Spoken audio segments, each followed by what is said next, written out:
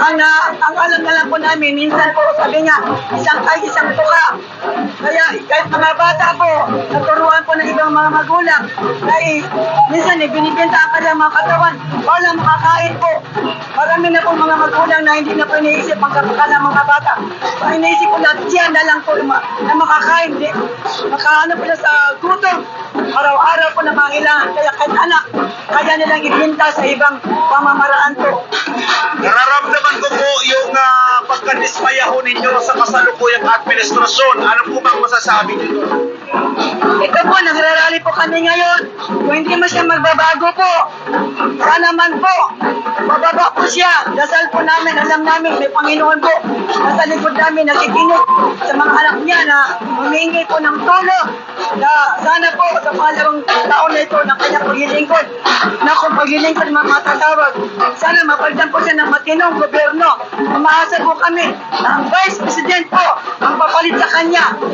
Ito po, hayagan po, mula sa aking puso po, si Vice President Sara Duterte po ang gusto namin pumalit sa kanya. At sila po ay bababa po ng mga Marcos, kasama po kanya mga alipuris po, na walang awa, na kinakawawa po ang kanyang mga taong bayan po. Okay, maraming pong salamat, ma'am. May baon po ba kayong tubig? Kasi napakainit ng panahon. Wala po.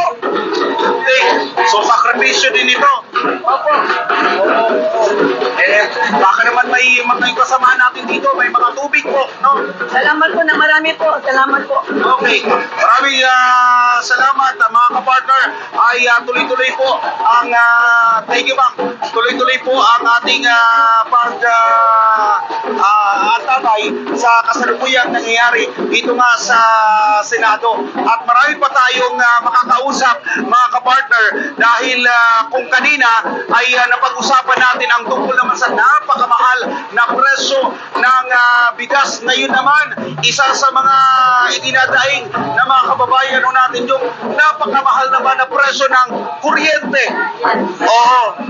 Opo, sa ngayon talaga mataas po yung bill ng mga kuryente na nagiging sanhi po ng syempre hindi naman po lahat kayo ng tao talagang nakakabayan po ng kanilang bill ng kuryente.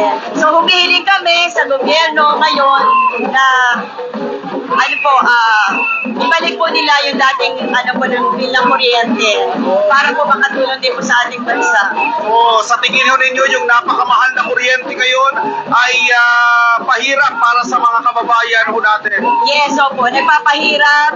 Naging issue na rin po siya ngayon sa ating bansa. Kaya nananawagan po kami para po ibalik yung dating presyo ng kuryente. Paano ho yan? Paano ho kayo nagtitipid ngayon ng kuryente, ate? Extra job. Extra work na lang po. Siyempre, para po talaga extra work, extra job. Para po magkaroon pa ng source of income.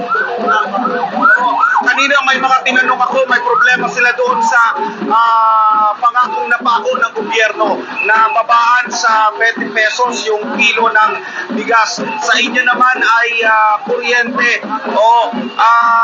Ano po ba ang gusto nyong sabihin sa gobyerno kay Pangulong Bongbong Marcos? At parang nakikita ko na gusto nyong pinapababa siya sa pwesto. Yun na po, nananawagan po tayo sa ating gobyerno kasi ang nangyayari po ngayon ay hindi na po ito nakakatulong sa bansa, hindi na rin nakakatulong sa bawat individual na mga ordinaryo na namumuhay po. So, nananawagan kami na yun nga, kung maaari, bumaba na rin siya sa posisyon. Ilagay yung dapat po para, sumunod talaga sa dapat na, para sa inatutulong din po ng mga mamamayang Pilipino. Ano po ba ang pagkakaintindi nyo sa kasalukuyang administrasyon? Sa tingin ninyo ay nararamdaman nyo po ba yung malasakit para sa mga kababayan natin? Sa akin, sa masasabi ko, hindi po. Wala pa po. Dahil personally at saka sa mga nadidinig ko rin sa ibang mga tao, wala pa po siyang nagagawa talaga. So, wala pa po talaga siyang natutulong. Wala pa po siyang natutupad sa mga ipinangako niya nung siya po ay nagsimulang maupo sa posisyon. Yun po. Okay. Okay, maraming salamat po, ma'am.